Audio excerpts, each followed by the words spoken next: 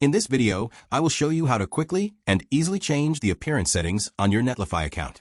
Whether you prefer a clean light mode or a sleek dark mode for your developer environment, the process is very straightforward. To get started, you will need to log into your Netlify dashboard. Once you are on the main landing page, take your cursor and move it all the way down to the bottom left corner of the screen. You should see your profile icon or your user avatar located there. Click on that icon once to open up your personal account menu. From the list of options that appears, you need to select the menu item labeled General. This will take you to your main account preferences page. Once that page loads, you will need to scroll down a little bit until you find the section specifically labeled as Appearance. This area is where all of your interface display options are located. Look for the button that says Edit Settings and click it to unlock the choices.